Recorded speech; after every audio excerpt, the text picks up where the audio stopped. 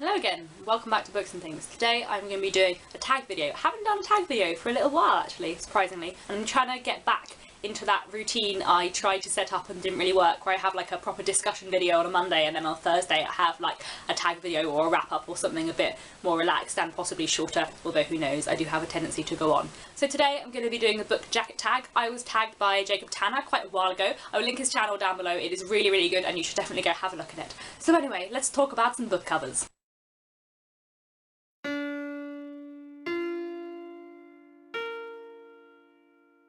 Question 1. A book you bought purely because of the cover. That, for me, is possibly this one, which is The Peculiar Life of a Lonely Postman, and I just think it's beautiful. This is like my perfect book cover. I don't really like people on books. I like my books to be like patterned. I don't really like book covers with photos on or with people on in general. There are a few exceptions, but in general I like kind of arty, floral book covers, and this is just beautiful, and I bought it just because it had a fun title and it was utterly beautiful. I quite liked it. I didn't love it. Like, to be honest, if it wasn't for the fact that the cover is so pretty, I would probably have given it away to a charity shop by now because I liked it, but I didn't love it. But it's so pretty that I think I will probably keep it forever, just because this is like my ideal cover. I especially like the fact that they look like petals, but they also look a bit like drops of blood. Question 2, your favourite book cover series. I don't know if this counts as a cover series. It's not a series of books, but it is a cover series, if that makes sense. The series of editions, and that is the Collector's Library editions. I speak about them quite often, but look, they come in these little beautiful stripy covers, and all the ones by the same author have the same like colour of the stripy covers,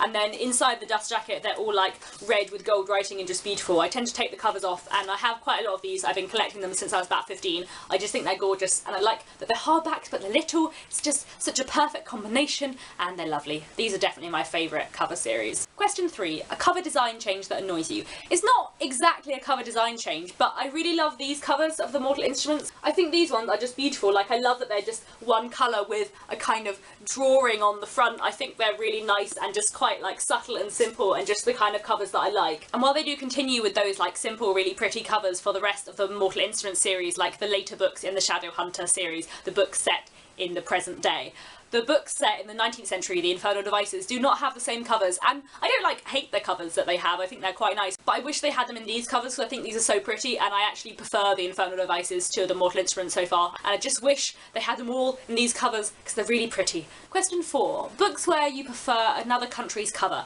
I don't actually think I have one. In general, most of the books I own and have bought are from the UK anyway, so I'm only really familiar with UK covers. However, I am quickly going to mention the difference in cover between the UK and the US for the Age of the Five series. So I have the first two in the UK editions, or at least my brother has the first two. I've kind of stolen them off him, but anyway. And I don't love these covers. I think they're fine. I don't think they're very nice. Like I said, I'm not a big fan of people or big faces on books, but I think they're okay. And then somehow my brother got the US cover for the third one, and I think it's horrible. Like, it's just, this is a fantasy book, and this makes it look like sexy, and it's not at all. It just doesn't work at all. I think it's terrible. So there we go. Number 5, name a book where the cover does not accurately represent what the story is about. I'm going to pick up this one. In general it does, and I do quite like this cover. I think it's quite good, and like, it's a story about the Second World War, and there is a man on the back with a gas mask, and there is a little girl on the front. It is about a little girl and a German soldier. But what is this little boy doing here? Because there's not a young boy in the book. It's just about a girl and a soldier. There's not a little boy, and it really irritates me because I don't know what he's doing on the front of the book. They could have just had a picture of the little girl and I would have been happy. Anyway, it's still a great book, by the way. Question 6, a book with an exciting blurb that turned out to be an underwhelming book. One Day by David Nichols. I thought I would love this. I should have loved it. It's the kind of book I normally really like, in that I like, you know, two people one day every year moving through a lot of time. I love books that span like a long time period, but this, I just found all of the characters, apart from the central two, were just there for plot purposes and they weren't developed, and that really irritated me. They all just felt like cliches. The main two characters were slightly interesting, but everyone else was boring in that way that really irritates me when that happens in love stories and all the background characters are just like plot devices. That really infuriates me, and I really didn't like the ending either, but Anyway, that's another story for another day. Question 7. A book you picked up because of its intriguing title. I don't have a physical copy of this one, which makes it a bit of a shame considering this is the book jacket tag. However, The Rabbit-Backed Literature Society by Patty Jackie-Lennon is a brilliant, brilliant book with a beautiful cover. It's about a group of writers in a town called Rabbit-Back, and I just thought the title, Rabbit-Backed Literature Society, was quirky and literary in all the ways I loved, and it is a beautiful, beautiful book about writers. It is weird, but it is wonderful in the best way. And question 8. Show off your top 5 book covers. I think I probably have more than 5, just so I couldn't pick. The Peculiar Life of a Lonely Postman has to be included for me because it is just gorgeous, even if it is not my favourite book of all time. I also think this edition of A Monster Calls by Patrick Ness is absolutely beautiful. I also love the cover of The Chimes by Anna Smale. I just really like how all the colours bleed together and that it's like a musical instrument and you get the city and just the way the colours move and the fact that there are birds, like everything that is in the book. Once you've read the book, you'll look at the cover and you'll see lots of details that really matter to the book, and I really like that. I know I mentioned this recently, but The Fox and the Star is just beautiful. I love how it looks, and the inside is beautiful as well, but the cover is just lovely. And this year I really enjoyed this cover. This is Monsters by Emerald Fennell, and I really like the cover because I feel it really, really accurately represents the book in that it looks nice and colourful and pretty and looks kind of childish and sweet until you realise there's a dead body in the bottom.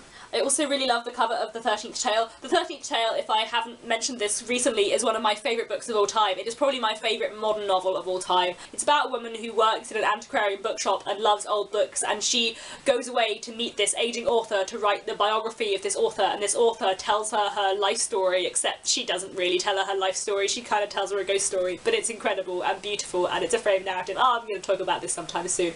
And I love the cover because it's just all round beautiful, and there's this thing about the cover that you don't notice until you've read it, and then you look back at the cover after you've read the book and suddenly you notice something that's really cool about it. And I also wanted to show you Slade House by David Mitchell. This is his latest book, and I have the Foyles exclusive edition because I was working at Foyles and I got David Mitchell to sign it and it was very exciting, and it has like special red pages which the normal copies don't, and I love books with edged pages. I think it's really nice. What I really like about this is that you see these bits, they're actually holes, so when you open it you see all the red within, and look, it's signed and it's pretty, and I really need to read some more David Mitchell. So yes, those are some of my favourite book covers. I hope you have enjoyed the book jacket tag. I'm going to tag Melissa from The Bookish Babbler, and obviously if anyone else wants to do this, please consider yourself tagged. Please let me know down in the comments what your favourite book covers are, and I'll be back soon with another video. Goodbye!